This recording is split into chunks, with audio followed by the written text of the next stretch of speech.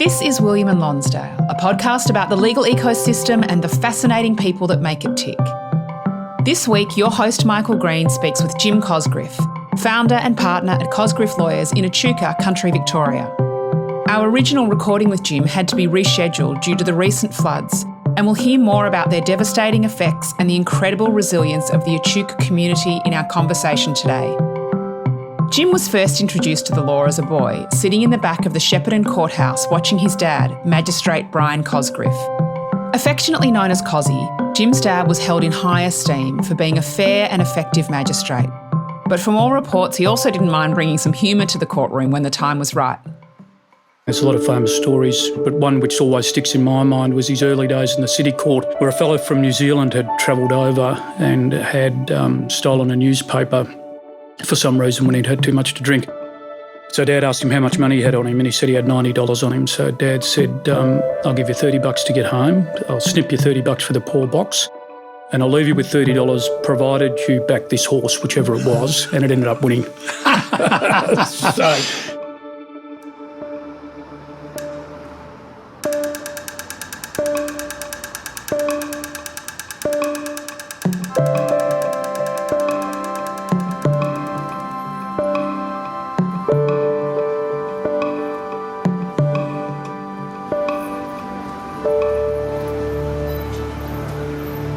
This morning I would like to welcome Jim Cosgriff from Cosgriff Lawyers in Echuca as our guest on Lives in the Law. Good morning, Jim. Yeah, good morning. Nice to be here. Thanks for coming down, and we're pleased you're able to get down in these very strange times. Jim, you've got an interesting background in the law, particularly because your dad started as a clerk of courts and then became a country magistrate. Tell us what it was like growing up and the clerk of court system, which no longer, well, in terms of magistrates starting off as clerks of court and then becoming magistrates, no longer exists. Yeah, it's right. Back then, Michael, they appointed magistrates from a variety of places, including the clerk of court system. So Dad was a clerk for, possibly 8 or 9 years, and then he didn't need a law degree to apply to become a magistrate, but you needed a certain number of law units, which he got, and he was appointed in 1976, I think. And his first appointment was to the City Court, and then a couple of years later, we moved to Shepparton, where he was sort of the presiding magistrate for that region. And back then it was a big region. Shep only sat sort of 1 day a week, so Dad was on the road a lot to the satellite courts, sort of Myrtleford, Beechworth, Benalla, when they had these little courthouses before they were sort of regionalised and sort of focused into one spot. And did he have other magistrates to work that region with him, or was he on his own? He had, when he went there, he was on his own. Then Graham Murphy was appointed shortly after that. So Dad and Murph sort of had 1 week on and 1 week off, 1 week in Shepparton and 1 week away on the road. And as a young bloke, I was one of 4 siblings at that stage with 3 sisters. So for everyone's respite, I'd get loaded in the car with Dad and take off to the local courts, which was great. So we had a little 120Y Datsun at that stage, which Dad drove. So we would go to the country courts and I'd stay with him and sit in the back of the court, etc. Yeah, it was wonderful times. If you were charged with an offence, stealing, let's say, would you like to come before Magistrate Cosgriff? Yeah, Dad had a really good way of using humour. He had a stick, Dad, and there was certain things that he didn't like, and stealing was one of them, drink driving was the other. He tended to be harsh in terms of penalty on those, but he had great empathy for the common man. So, there's a lot of famous stories. Your listeners might remember the Beak of the Week award, which Triple R Radio used to give out back in the day, and Dad won that 1 year, for a number of funny incidences in court, but one which always sticks in my mind was his early days in the City Court, where a fellow from New Zealand had travelled over and had stolen a newspaper for some reason when he'd had too much to drink. So Dad asked him how much money he had on him, and he said he had $90 on him. So Dad said, I'll give you $30 to get home, I'll snip you $30 for the poor box, and I'll leave you with $30 provided you back this horse, whichever it was, and it ended up winning. So he certainly brought a sense of humour to it, but when he got cranky, he could be harsh on penalty. But he was a man to listen to when he was tipping racehorses. Indeed, yeah, no, he certainly loved that. And Jim, your mum, and you've mentioned 3 sisters. Was that the extent of the family, you and 3 girls? Younger brother arrived a little bit later, and they're all, except for my brother, they were all still in Shep. So they're doing well. Dad passed in June last year, so Mum's sort of working through that at the moment. And I've got a sister who I call Rupert Murdoch. She owns the Echuca Free Press, which is a free newspaper. So I'll give her a plug. It's worth giving her a plug because surely it can't make any money. No, it can't. And the legal fees on going into it weren't very considerable either, so we looked after her. Was your mum a stay-at-home mum with 5 kids? It was a full-time job there. Yeah, Mum was a nurse. So Mum, when we lived in Melbourne and in Shepparton, Mum would work night shift on weekends, so Dad would be in charge then. So, no, it was really a partnership between the two of them. You could get away with a bit with Dad, but you couldn't get away much with Mum. She knew what was going on most of the time. Most mums do. Yeah. I want to jump ahead a bit, so to skip across your primary school and early secondary school, because when you're in your second last year of secondary school, year 11, you go to South Africa on a Rotary scholarship. I was guessing it's about 1985? Yeah, correct, 1985. So South Africa in 1985, I've got no idea whether Nelson Mandela had come to power at that stage or whether it was still a country ruled by apartheid? It was. We were in the grip of apartheid, and I think I'm right in saying that Mandela wasn't released until about 1990, so it was very much a segregated society, which was a real eye-opener. I still remember arriving on the plane by myself and getting into the car with the first host father, so you were passed around to different families, and this was the first one I was with. And when we were on the road, he told me to open the glove box, and there was a fully loaded pistol in there, and he said to me, if anything happens, I don't want you to use it, but give it to me. And so carjackings were very common. I think I'm right in saying there was about 22,000 murders in South Africa in 1985, and there might have been 400 in Australia in the same year. So it was a really volatile, difficult country. Having said that, my experience as to the most part was very sanitised because there was a lot of gated communities. The private school I went to, Pretoria Boys High, was almost exclusively white, except there was one black student at the school whose father was a surgeon in Kenya. Stanley Echuca was his name, I remember, because I'd have to stand up at assembly once a month and give a report on my activities, and you'd look out into the sea of faces and see Stanley sort of at the back left-hand corner. He was in his final year. So it was a really interesting experience. At a personal level, you walked into a house where there were maids who were treated quite poorly. There was a garden boy, although the garden boy, of course, was a fully grown man with a family somewhere, but he would live in the garden shed at the bottom of the garden, and I don't know what he did for food, etc. So vastly different to my experience here. When we were able to get out and about into the countryside, you got a better sense of things, but often you would go to parks with signs up, whites only, no coloureds or blacks allowed, etc. And that was pretty confronting, and a couple of times the cohort decided that we wouldn't go into a particular park or place if they were the prohibitions that existed, and that led to some conflict with our guides, etc. So it was really interesting. Reflecting back on it now as an older person and with apartheid having been dispensed with, I'm sort of amazed at the way society operated. The old buses that would break down that would be for the coloured people, they couldn't line up with you, they couldn't use the same toilets. It was extraordinary. So, and thankfully now subject to widespread change. So we're only talking about 35 years ago or something. You say vastly different to life in Australia. Did you see much racism in rural Australia, i.e. Shepparton? I did, although it wasn't systematic. It was probably more subtle. Certainly the school I went to in Shepparton had a mix of cultures, including Indigenous people. So, and we could all, of course, travel on the same means of transport, go to the same movie theatres, eat at the same restaurants, etc. But certainly reconciliation with our First Nation people is problematic, and that is evident, I think, in the country where we've got wonderful values and resilience and all of those things, but we might need to catch up a little bit, I think, on that front. Looking back now to your experience in South Africa, would you say it was a major formative experience in your life? Absolutely. What it made you do is get immediately out of your comfort zone, because despite the fact that you lived with them, were part of a family. You were really a guest in that environment for 3 months. So having to speak publicly all the time, so once a week at the Rotary meetings, once a month at school, and then we travelled a lot as a group, and we would speak at nearly every Rotary club we went to. You'd be invited to stand up and speak. I was 16 at the time, so not that the opportunity was wasted on me, but I was certainly looking through very young eyes at the political landscape. See, school started over there at 7 a.m. and finished at about 12:30 p.m. And there was no television. There was television for about 2 hours at night. And ironically... In 1985, in South Africa? In South Africa. 2 hours television a day? A day. And the very first television show on, ironically, was Prisoners, the Australian Out of drama. Australia. Then it would go to a news, and that was it. So everyone's in bed at sort of 8:30, 9 o'clock. Not every house had a telephone. Maybe every second or third house would have had a telephone. So it's a really different society. And I went to a non-denominational school, Pretoria Boys High, which I'd imagine what it would be like for a country person perhaps going to a Scotch college or a Xavier.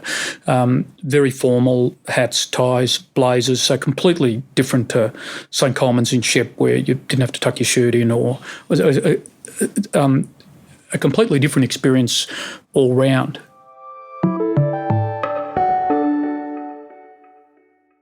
Jim, moving on to your university days, you initially wanted to be a journalist, but you chose law at Melbourne University. Why originally journalism, and why didn't you do journalism? Why did you take law? Oh, that's a good question, yeah.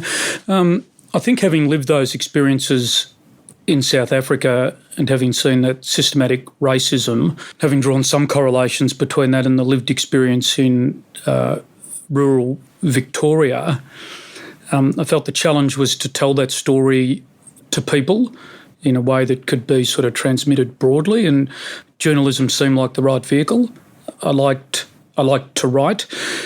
I still like to read, and particularly good literature, and I'm really interested in politics, so it seemed like a natural fit. I sat the RMIT journalism exam whilst I was on schoolies in Queensland, actually, and was fortunate enough to get an interview and was admitted. But during the course of the interview, one of the professors from RMIT said, having known that I'd also been accepted into law, that perhaps I should go and study law and then come back to journalism, because the law degree would be a really good general degree.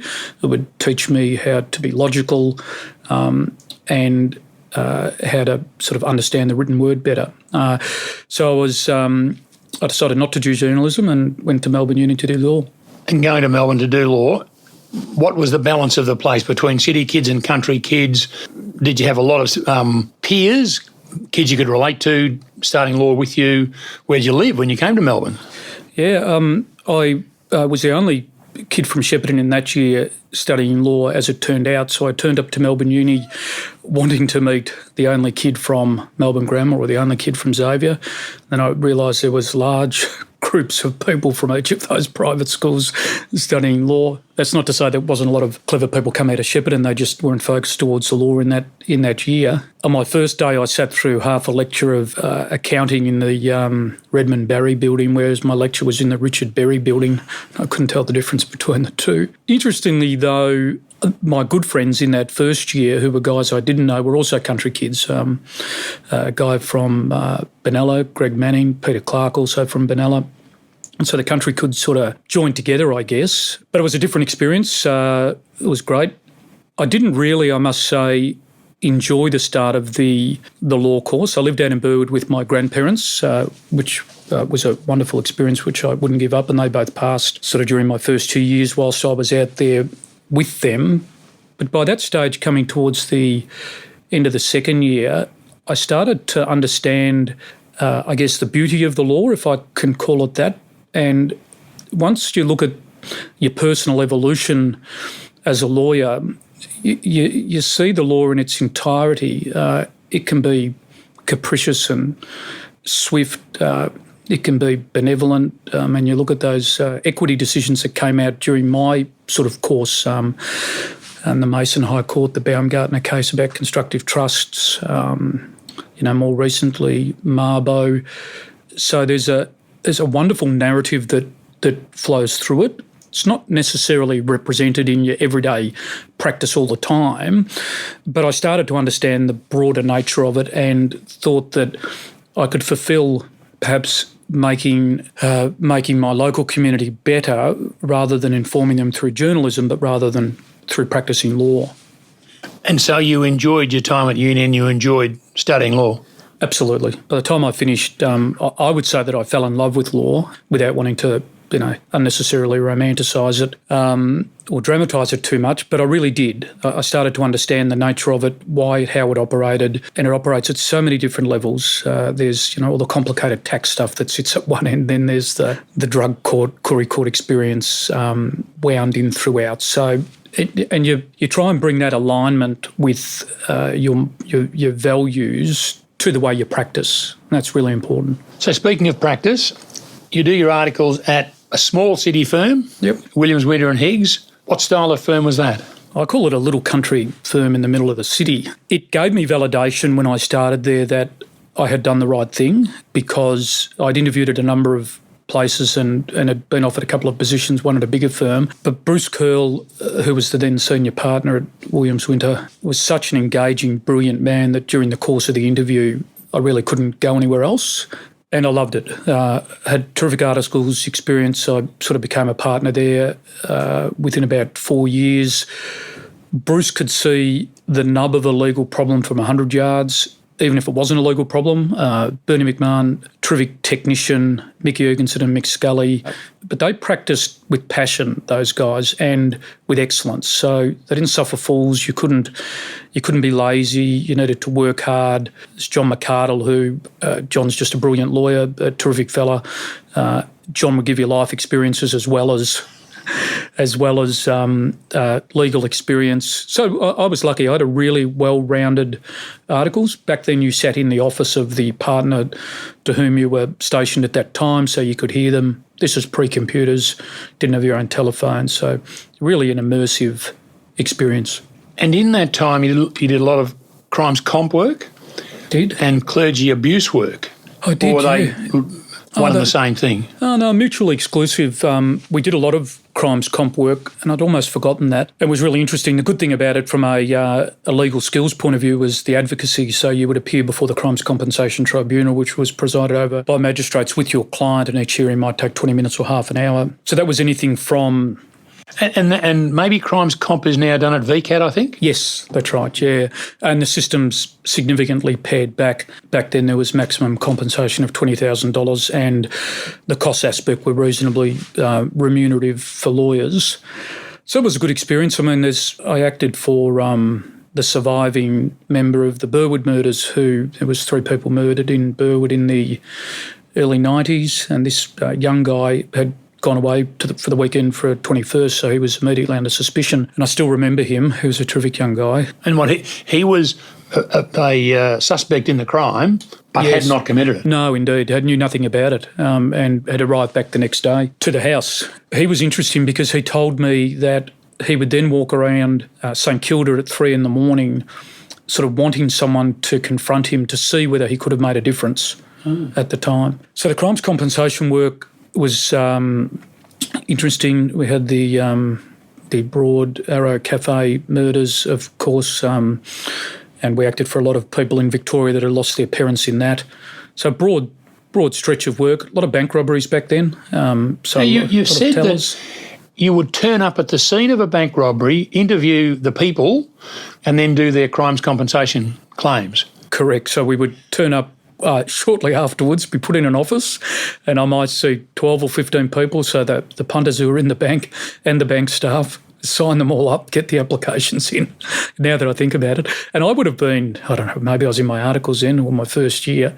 Early to mid-20s at the most. Yeah, and I remember saying to people, it seemed really odd to me that I was sitting behind the desk sort of taking their statements. So really good work, because that work was reviewed by Bernie and Bernie McMahon and Mick Jurgensen, and so you learned pretty quickly if one of your witness statements wasn't up to scratch. You also had a client or clients who were affected by the Port Arthur massacre?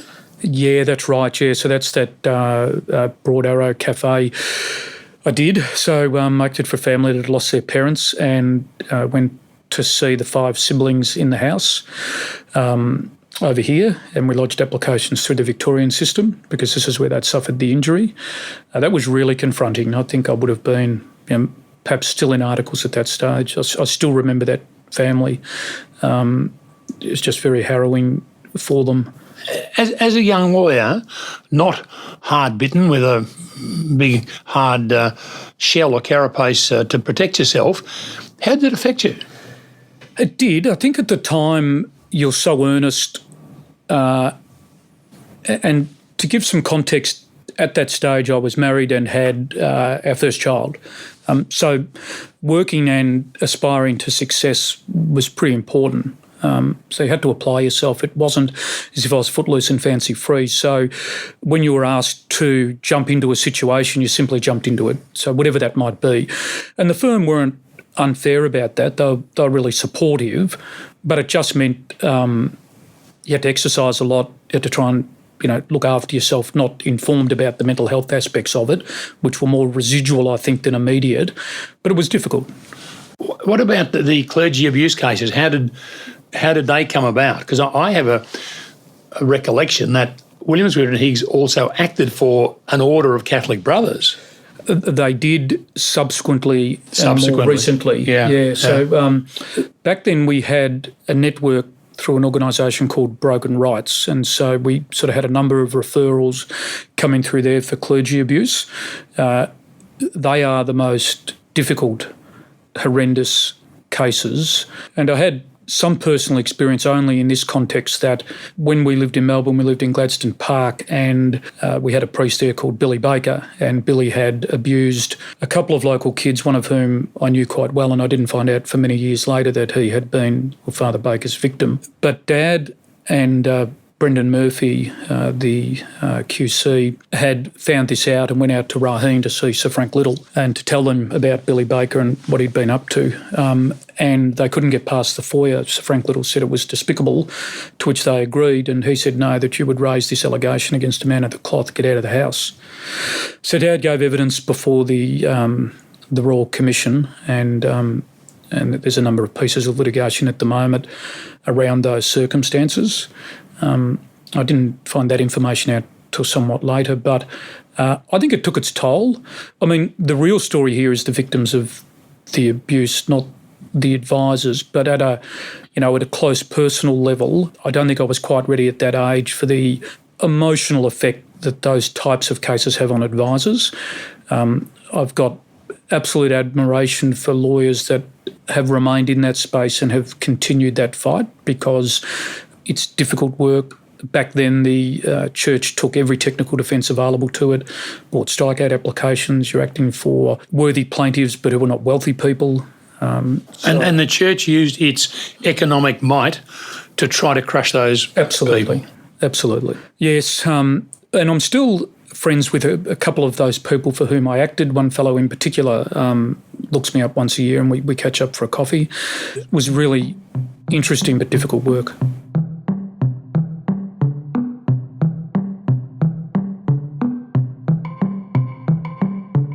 William and Lonsdale is brought to you by Green's List, one of the leading multidisciplinary barristers lists in Australia.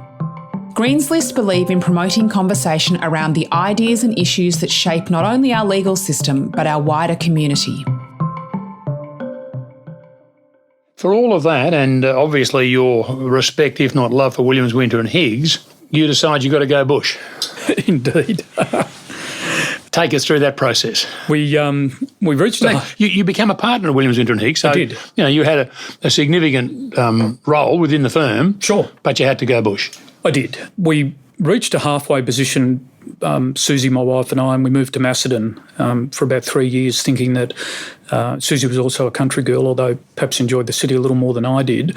But when it was time for the kids to go to school, I couldn't really fathom the prospect of them going to school in Melbourne for some reason. So we moved out to Macedon, which was great, except for the commute in and out each day. So I remember we'd talked about moving to the country, and at that stage Williams Winter had visited an office in Echuca about once a month, and I was the designated person because my wife's parents lived in Echuca.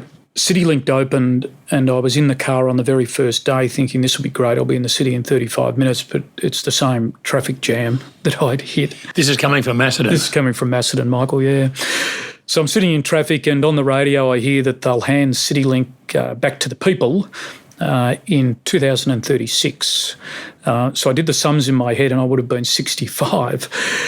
And sort of felt like Banjo Patterson and Clancy the Overflow for a moment. The prospect of doing that wasn't realistic for me. Anyway, that night, as it turned out, we were going to a Tom Jones concert, my wife and I, and during the course of the day I gave notice to Bruce Curl that I was going to move to Echuca, which didn't surprise Bruce. Anyway, as Tom walks onto the stage, I say to my wife, Susie, by the way, I've given notice today, we're moving to Echuca, and then Tom starts with some ballad. So in the middle of a Tom Jones concert, he's singing What's New Pussycat or something, you tell your wife you're going to move up to Echuca. At this stage, I assume you had more than one child? At that stage, we had 4 children. And she may have said to you quite rightly, Jim, how are we going to feed these 4 kids? Well, I think it was a longer drive home to Macedon than it should have been. And I think her real point was that perhaps we should make these decisions together rather than you making them on your own, which was a very valid point. And I did offer to stay in the city, but Susie also wanted to move to the country, and it was just a matter of where, and Echuca seemed like a good opportunity. But it's certainly a step back in terms of revenue for the short term, and I gave 9 months' notice, so we were able to at least have time to sell up and move. Paint a picture of Echuca for us, because the town itself obviously plays a significant part in how you practice the law. And I guess each country town is unique, has got its own features. What's unique about Echuca? Well, I might go back in time a little bit. When I moved there in 98, Echuca was much more a sleepy hollow than it is now. For example, there'd be no coffee shops open in the morning. The town would wake up much later than it does now. Now it's really vibrant. It's growing enormously, both it and Moama. The lifeblood of Moama being the New South Wales town across the river. Yeah, that's right. In fact, we live in Moama. We live in the New South Wales side. Echuca's a really vibrant country town. It's only 202 k's from Melbourne, so it's really accessible. So we have a large accommodation, hospitality, we've got good quality restaurants, really good quality accommodation. There's always something on in Echuca. We've got a great Riverboats music festival every year. We have the Winter Blues Festival, a number of other food and wine festivals that take place. The lifeblood of the town's the Murray River, which runs through the middle of town. We have a really strong First Nations representation in town, really prominent and influential in the way that the town operates. The town is much more well-rounded now. When I went there, I think it might have been mired in old-fashioned ways, but now it's really progressive, and it's enabled me to evolve as a lawyer, as an employer, and really what I wanted to do was to sort of give back to the community, and Echuca's been a great springboard for that. What about the legal scene in Echuca when you first shifted there and now? There's about 5 legal firms in Echuca. When I went there, I went into practice with David and Jenny Stewart, so it was a really small practice, might have been 3 or 4 of us. And David and Jenny retired sort of within a year, and then I went into partnership with Jenny Orchard, and Jenny and I were in partnership for a long time. It's a really busy town from a legal point of view. A lot of caravan parks in Echuca, a lot of motels and a lot of restaurants, and because they're so prosperous, they change hands sort of every 3 to 5 years. The conveyancing aspect is massive. The greenfield developments on both sides of the river has been significant. When you say greenfield, Jim, what do you mean? So open space housing development. So a lot of people have made the river change, the sea change to Echuca, most recently in COVID, but progressively over that period. I think Moama's been the fastest growing town in New South Wales year on, year off for, perhaps 8 or 9 years now. We're about to get a McDonald's in Moama, which means we might have turned the corner. It's a great town. 5 firms. What comes across the desk of a typical country firm, if there is such a thing as a typical country firm? Is everybody a general practitioner, or do some firms specialise in family law or crime or whatever? Yeah, we have a couple of local practitioners who specialise in crime. Do their own appearances? Yes, indeed, yeah. To the level of trials, or maybe just in the Magistrates Court? Just in the Magistrates Court, but contested hearings in the Magistrates Court. A couple of really capable local advocates. And would you brief local advocates? if you don't do the appearance yourself? Generally, we would refer the work directly to the local advocate in a contested matter, unless it's a county court or Supreme Court matter, in which case I would keep the matter but brief counsel. And we've had a number of sort of high-level trials in New South Wales up at the Griffith Court that we've briefed QCs out of Melbourne in, for example. We had a lot of farming work, a lot of succession work built around farming, and typically with farms, one of the siblings, generally a son but not always, will remain on the farm. But of course the farm is the major capital asset of the family. And so managing that transition between respecting the connection that the person who stays on the farm has, but allowing the other people to participate in the accumulated family wealth. I mean, historically, going back 100 years, typically the elder son got the farm and the younger siblings, well, good luck to you, go and make the best of it you can. Yeah. I assume there's been a change in that. There's still a lot of that happens, and it normally grounds itself in contested matters against the will, where mum and dad either don't leave everything to the son typically the son who they had promised everything to, or leave everything to the son and then leave the others out. So we do a lot of that Part 4 work as well, which spills out of that. But prevention is better than cure. So getting people in, getting those planning aspects right, establishing a sense of equity over the family and getting buy-in is the best cure. When you say getting buy-in, having the children who will be the ultimate beneficiaries involved in that process, Absolutely. That planning process. Get them in with mum and dad, sit down around the table, have those conversations, try and cut through the interpersonal difficulties that they might have with each other based on their historical relationships, and then getting something down that everyone can be happy with. Any differences in the relevant legislation between New South Wales and Victoria? Not really. It's probably more difficult to bring a Part 4 claim in Victoria than it is in New South Wales. New South Wales, the time limit's a bit longer. You've got a couple of years, whereas in Victoria you've got 6 months from the grant. So they are different. And certainly one of the challenges of practising on the border is getting your head around the legislation on both sides of it, particularly with conveyancing, because they're vastly different systems. Are they really? Yeah. I would have thought Torrens titles wherever you are. No, so there's no Section 32 statement, very little disclosure obligations in New South Wales. So you're vastly different. And you've got to be registered now in both states. So we get a lot of Victorian referrals, whereas they might have done the work themselves historically because of the new PEXA system. You've got your feet on the ground in the country in the sense that because you live in the community and because you're acting for people, you're prevailed upon over weekends. You're very accessible to the general public, which can be really rewarding. It can be also difficult at times when you're trying to find some personal space for yourself. But you'll speak to someone and you'll run into them in the supermarket, etc. So maintaining integrity around confidentiality is really fundamental, because it's a little bit different than if you told a story at a dinner party in Melbourne about a circumstance, whereas if you were to do that in the country, those circumstances would apparently reveal the people involved. So, Jim, tell us about your firm, Cosgriff Lawyers. What size is it? What work do you do? How do you allocate the work? How does the work come in the door? Is it because you walk down the street and say hello to all your neighbours?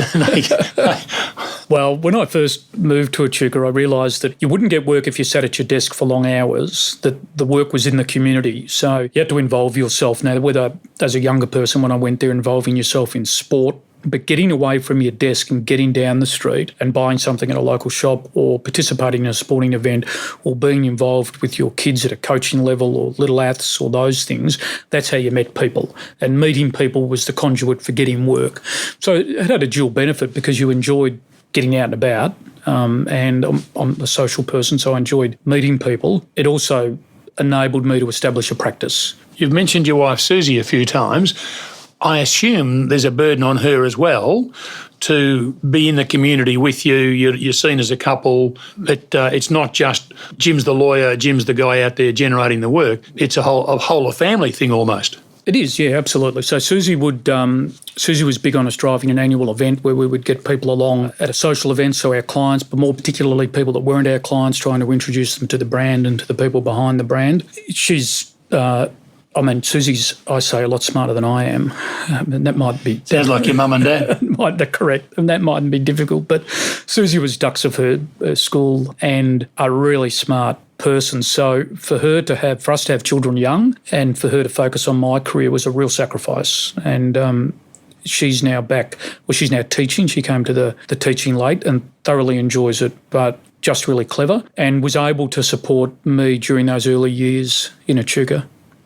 So about the firm, have you got particular values that you started out with and have tried to implement throughout the life of the firm, about how the firm operates, about the relationships between you and your staff, relationships with partners, relationship with the community? I was trying to sort of think through before this interview what our values are, and without trying to define them too closely, but clearly being part of the community is fundamentally important. So I think we have a responsibility as lawyers with the skills that we've been lucky enough to have to give back at a high level at an opportunity that's appropriate. So putting yourself onto local boards, contributing at that level is really important, and that's something that we really try and instill in our staff. We've got a rule at work, really. You can't be at work after 5 or 5:15 at night.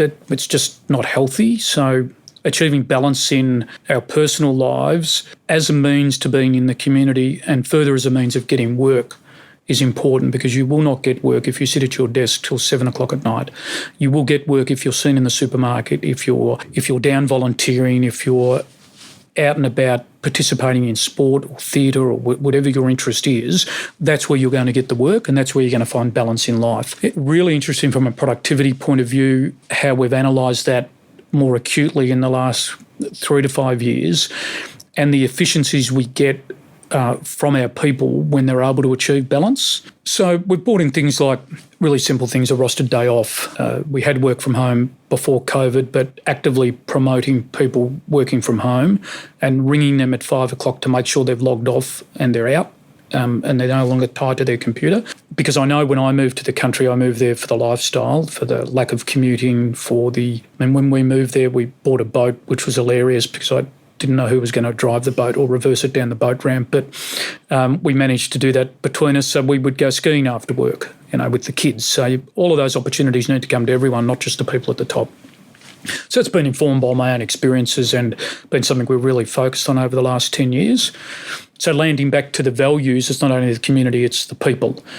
The other thing we've noticed too is just our retention of staff, since we've really doubled down on our focus about people, and it's also enabled our staff to engage really positively with our clients because they're now empathetic about their own circumstances. You bump into clients in the supermarket, and that's all very well. You might chat about their matter or whatever. What about family law, or family law in particular, where things can get very heated and nasty, and your firm's on one side and obviously another firm's on the other side, and you bump into the other partner, the husband or the wife, and it's a nasty one. Does it get nasty with you in the supermarket where they... No, it's not too bad, but you are careful when you walk into places, and you do very carefully. So if I went to the pub on a Saturday afternoon, as an example, you're pretty careful of the landscape and who's there and who you might need to be conscious of. And I have had some words with some people at different times. You've also got to have a really high level of empathy as a practitioner, and this isn't unique to country practitioners, but perhaps it's more immediate to us. But these are difficult times, and litigation, and in particular family law, exhausts people. It exhausts. I say people really have 3 resources available to them. They've got money. Family law will exhaust that if it becomes extended. They've got their mental health, and it will erode that very quickly. And you've got your own personal time, the time you want to spend doing other things. Family law will find the weakest part of those, and you need to understand that that's what's happening. So it's not about you, it's about their ability to cope with their current circumstances. Generally, it's difficult for people to fight if no one else gets in the ring with them, so you sort of let them swing themselves out and you move on. And generally they'll be remorseful about it, and it's unhelpful for them. But when you're involving children and long-term relationships, it's not difficult to see why people might get upset. You mentioned staff retention, and I think you have said is one of the biggest issues facing country firms. Why is that? And how do you deal with that problem? Sure. The pace of life in the country is different. So, people say the sky in the country is bigger. Well, the pace of life is different. So having grown up in the country, I was assimilated to the pace of it. And the city's great, but it's hustle and bustle. I mean, you try and get on an escalator going up out of Museum Station and the number of people and the movement, etc. We move differently. It's quieter. It gives you the opportunity to do a range of different things that are more accessible. So getting people who aren't attuned to that, who move from the city with an idea of what the country might be, it's very difficult to get alignment, particularly if they're not socially orientated really quickly. That is, if you got someone who came along who played a team sport, I think they would assimilate really quickly and meet a lot of people. But we've tried to make an effort as a firm when you get someone who might be a bit isolated to get that up and running, but it's really difficult. So our strategy more recently is is to primarily employ people that have come from the country. It doesn't matter whether they've come from Warrnambool or Hamilton or Wangaratta, but because they understand the pace of country life and that they're moving for the right reason. They're not moving only because this is the only job they could get, but they're moving because their values will align with our values, that they'll be interested in doing things in the community, that they will immerse themselves. So our current staff retention, with a couple of staff coming up for long service leave, has been a product of that recruitment strategy, which has worked really well. And you asked how many people we have, Michael. So we've got 11 on staff at the moment. There's myself and my business partner, Skye Nguerta. He's got a couple of young kids. We got as big as about 28 people there at one stage, but I found that a difficult number of people to work with and manage. So coming back to 11 seems sort of the natural number for us. Moving on, Jim, it sounds, me being a city person, maybe I'll be one of those people who went up there and thought it would be ideal and it couldn't cope and have to come back. But it does sound an ideal sort of way of life, balance in your life. And yet 10 years ago you hit a hurdle, quite a significant hurdle. What was the hurdle and how did it occur and how did it affect the practice? I think it was my first experience having a mental health injury. Because I was so driven, I think, for such an extended period of time, out of high school, trying to achieve the marks to getting into law, trying to achieve the marks to be, an appealable candidate for employment, then having a family young, then moving to Echuca and having to establish a practice and throwing myself into the community to the point where my personal capacity was reached and I didn't understand the warning signs coming in. And that led to, an extended period of anxiety and depression and recovery coming out. I was lucky I had some very supportive business partners at the time. And 10 years ago, mental health probably wasn't as recognised and spoken about as it is now. The major thing for me in my own internal dialogue is it's not the breaking of a person, it's a gift. It's the making of a person to understand anxiousness and depression. It gives you an incredible sense of empathy when dealing with people. I'm now acutely aware of the people that work with me and the clients I have as to their personal circumstances.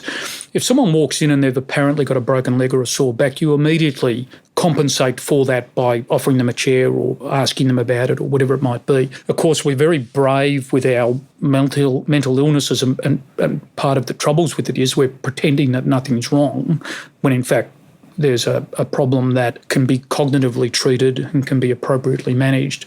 So I feel really fortunate that I had that experience, and it probably took me the better part of 2 or 3 years to be able to recover and only more recently to be able to share that journey with people.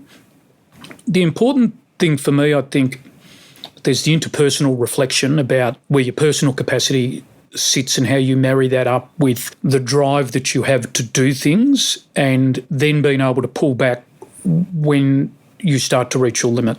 And to understand that it's okay then to say no. It's okay then to leave work early on a particular day at 3 or 4 o'clock and go and have a golf or go for a swim or do something that is restorative for your mental health. Because in the past, my philosophy was if you don't keep up with me, then you can't work with me.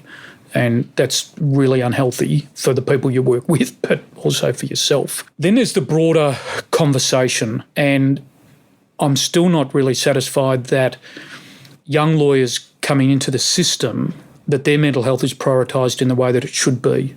We have these conversations now, But I still know that I get emails from larger firms at ridiculous hours at night, 10 or 11 o'clock at night, from senior associates who are working around the clock when in fact they shouldn't be.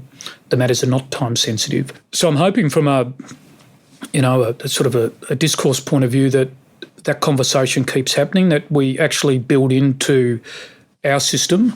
For example, I sleep every afternoon at 3 o'clock. So I've got a couch in my room and I just put my feet up for 15 minutes. I've got a couch in another room and the staff, a couple of them avail themselves of that same opportunity at different times of the day. I say to people, if you're not at your desk because you're going for a walk around the block, that's great. If things get too much for you, make sure you tell us. And I'm open with my staff about my mental health journey because I want to be a better employer. I want our industry to be better for the lived experiences of those that love the law, because it's a vocation, not an occupation. It's something you put your heart and soul into. It's not something that you do just to earn money or just to have status. It's such an important role. And like all vocations, there's highs, there's lows. You can get your butt kicked, and other times you feel like you're on top of the world, and you've got to learn to ride those waves. It's interesting you say that, Jim. I have thought that's the biggest change in the profession in my working lifetime. Well, I've stopped working now, but of about 50 years. When I started, it was a vocation where earning money and status was coincidental to doing a good job on behalf of your clients. But it seemed to me that now earning money and status, in a lot of cases, are the aim of why people are lawyers. Yeah, I don't disagree. I think we're also losing people in large numbers from the profession. At least a lot of people that I speak to have left to take either in-house jobs or jobs where their skills are useful. So I think we need to not reinvent, but we need to have the conversations with young lawyers to make sure that they understand the alignment between the practice's values, so why is it are we doing what we're doing, and to reflect our expectation of them in that. So I don't time cost, for example. I find the whole concept abhorrent. We try and value cost to try and work out, well, what is a reasonable value of the product that we're providing. So being a slave to a timesheet, for example, I think is counterproductive to it. But I don't disagree. And that's not to say that it's an overwhelming number of lawyers that see the vocational aspects of work, but equally there are a large number that don't. And I've rationalised in terms of my own personal journey through the law, because I love it, that it only makes sense if it's a vocation for me. Otherwise it would become an endless chain of transactions that really didn't amount to much. Interesting, Jim, and challenging, I'm sure, to many people. At a profession-wide level, is anything being done about this? I mean, does the Law Institute provide advice, counselling, services to lawyers, starting with introductory lawyers through onto senior lawyers? Yeah, it's a lot better now than it used to be. Certainly there's counselling available for members of the Law Institute, and you can always ring and have a conversation with someone at the Law Institute. Now, current immediate past president had a real emphasis on mental health within the industry. So the Law Institute, I think, yes, is doing wonderful things to be able to support the profession. It becomes a bit platitudinous, I think, in reality when you get to the big firms and you become the rat on the wheel and you become subject to the expectation of a particular partner whose work ethic might be blindingly obsessive. And I remember as a young practitioner almost feeling terrified about saying the wrong thing or making a stupid comment, whereas really they should be all embraced. So we've got a long way to go, but I think it's healthy. I mean, I can sit here and not be embarrassed about my own mental health journey, whereas if you'd asked me 5 years ago, I would have pretended there was nothing wrong and I would have pushed through it. So we are making some inroads. In a country town, in practising in a regional city, are there support services there for practitioners? Not really. If you're a member of the Law Institute, which our firm is, those services are accessible. Otherwise, I think you would be subject to the philanthropy of your employer, whether they'd make those services available. We certainly have an employee welfare system where any of our staff can ring a counsellor on an anonymous basis, which sits outside what the Law Institute do, because we're conscious of it, and we allow for people to have mental health days, and we don't get everything right, but I like to think that we get those aspects right. There's still a sense in the country, of course, of bravado, and I don't think men talk about mental health anywhere near as much as they do. I heard a staggering figure the other day of 2,100 men committed suicide last year in Australia on the radio, which is sort of mind-blowing when when you work out the number per day. And I think the highest group in that, from anecdotally, I think, is young males in country areas. Yeah, that's right. Sense of hopelessness, and particularly if you're not, education is power. So if you're able to get yourself educated and get out. When I say get out, if you're able to make choices, that's a big thing. I don't know how, when I look at the farming landscape, we're in for a bumper year this year. It was one of the best years on record, and now the floods have wiped out 80% of the crops. Those poor buggers, their resilience is extraordinary, but of course there's a high incidence of suicide amongst farmers. Jim, just to paint a picture of you and your work in the community, prior to this episode 10 years ago and your journey in the subsequent 10 years, what was your community involvement? You as an active member in the community, and I'm assuming many lawyers in many country towns are active like you were and are. What was the extent of your community involvement?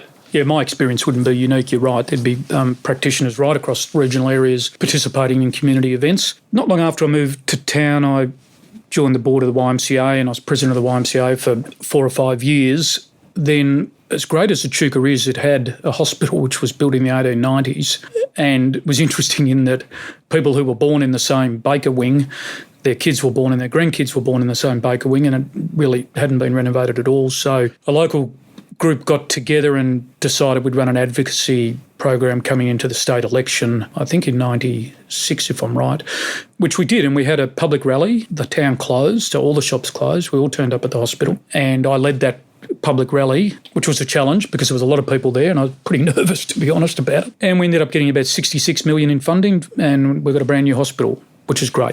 Federal and state funding or philanthropy? No, that was all state funding, all out of the Victorian state government. We got a small amount out of the New South Wales government, given the reliance on the Echuca health system for Moama. So that was a great milestone, and I was part of that. Not, I stood on the shoulders of a lot of hard work by a lot of people.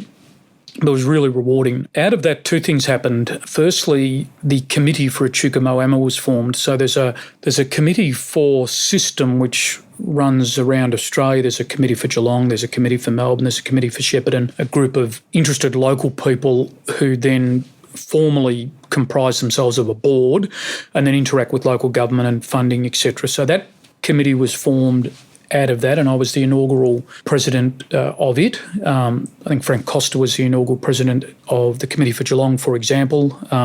So it had some real currency. That committee then adopted the advocacy program for the new bridge. So we had a single bridge crossing between Echuca and Moama. One lane either way. One lane either way, yeah. And dealing with a local population which swells in the summertime to about 60,000 people. And can I say, this from currently a base of about 12,000, I read, I think. Yeah, that's right. And back then, I guess the base would have been significantly less. Maybe about 8,000. Yeah. So it swells, and so there's the inconvenience of it, but moreover, there's the public health and risk of an ambulance trying to get across, or a fire truck or any emergency vehicle.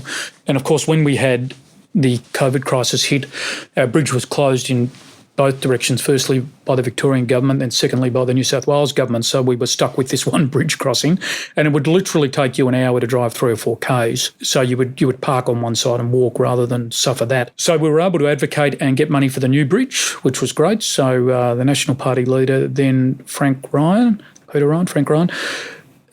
to Echuca and announced the funding, and the new bridge is just completed. Ironically, in our recent floods, it was the one to close because of flooding at one end of it, not the old bridge, which has stood the test of time. The old bridge is still open? The old bridge remained open, but it's relieved all the pressure in town from the traffic. So, but in fact, that proves the need for 2 bridges. It does, that's right, yeah. And they will close the old bridge only for repairs. It'll remain open, but it's taken all the trucks out of town and etc. So circling back to the question, they're the things that sort of I've been involved in. More recently, because of my personal capacity, I stepped back after those opportunities and really just focused on myself and family, etc. But more recently, council has traditionally had the management of what we call the Port of Echuca. So if you've been to Echuca, in the middle of town, there's an historic wharf and an historic area. It's been a challenging area for council to manage, and rightly or wrongly, it hasn't been able to reach its optimum performance. So council has now created an independent board of council to manage that space. Myself and one other local guy are on that board, and the balance of the board comes from Melbourne, and pretty high functioning people. And so that opportunity is my sort of current. Is this to maximise the tourist potential of the area? That's right. It's to activate that space. So you might remember, Michael, I'm sure you've eaten there once or twice, but Oscar W's was a landmark destination restaurant on the river. So it's no longer there. It's been dismantled. I remember a beautiful bottle of red wine, Jimmy, from La Rioja in Spain. Someone shouted my wife and I. Oh, I'm pleased to hear that you enjoyed it. Still remember it. So that space is gone. So it was the central point of the wharf. But it's to activate it both from a commercial point of view and from a tourism point of view, but also to integrate our First Nations story into that area. And because we have a number of different representative groups on both sides of the river, and sort of dovetailing that in as well is an important component of the work we're trying to do. You've mentioned the recent floods and current, I guess, floods. When something as devastating as those floods hit a country community, do local lawyers have a particular role to play as lawyers, or are you simply one more member of the community trying to, in this case, literally stem the tide, sandbagging, etc., etc.? Or have you got a specific legal role to play? Both. So certainly a specific legal role, and particularly in relation to Rochester, which is just south of Echuca. Only 8 houses survived in Rochester from the flood.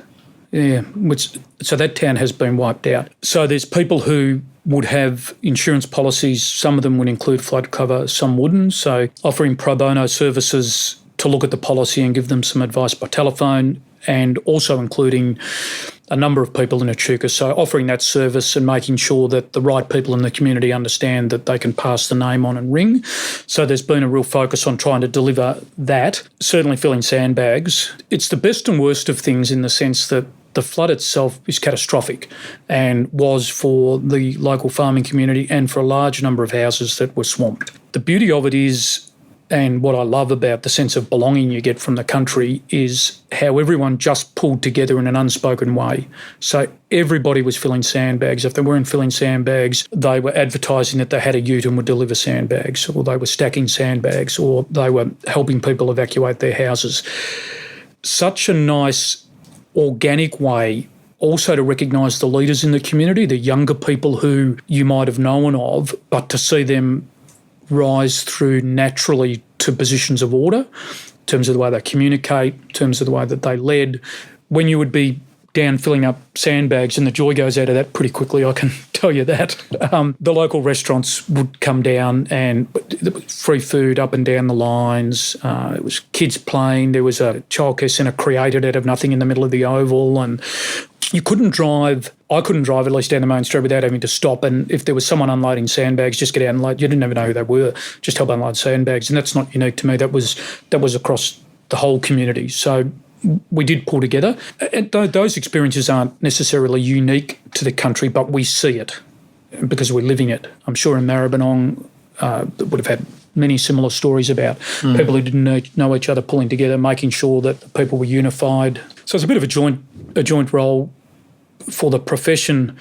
My business partner is involved in the ad hoc committee, which has been formed for the flood relief concert, which will be held sort of in February next year. So pulling all those strings together. Lives in the Law is proudly sponsored by City Maps Illustrated. Their recent publication, The Melbourne Map, is a celebration of our wonderful city. This stunning, hand-drawn illustration, which took more than 3 years to create, is available as an art print, jigsaw puzzle and calendar. The perfect acquisition for your home, office or corporate gifting.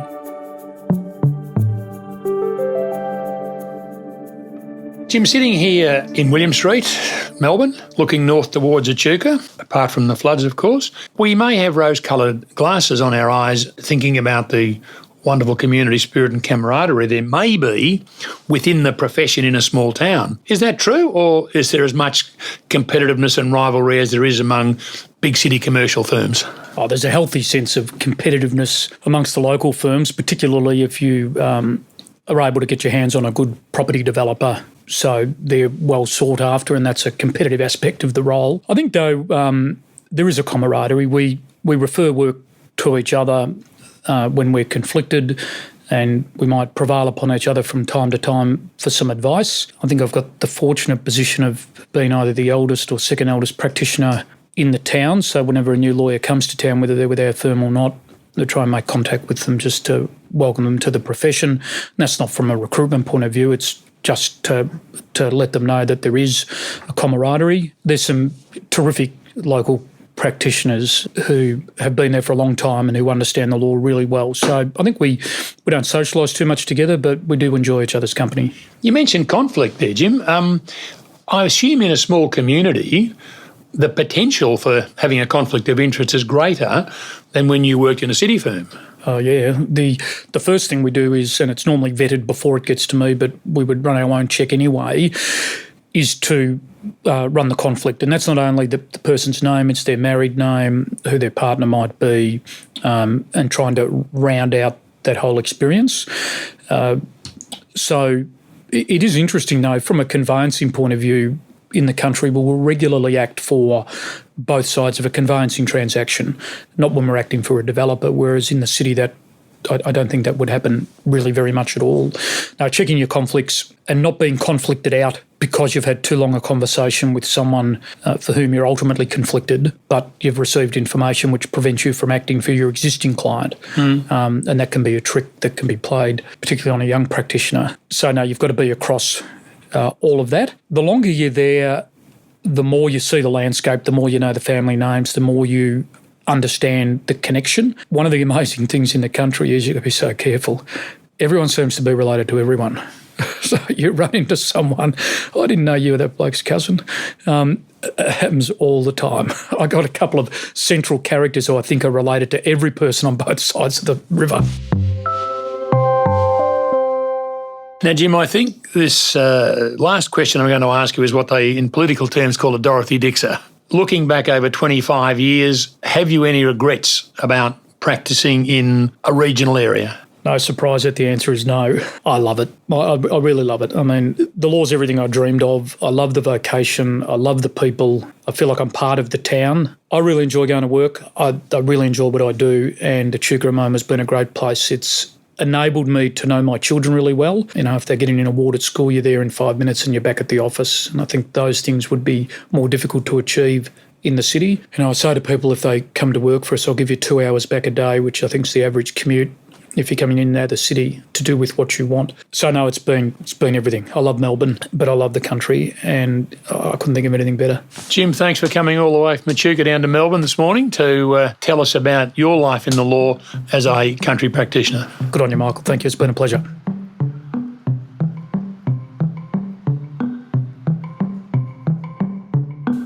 Show notes from today's episode can be found at greenslist.com.au/podcast.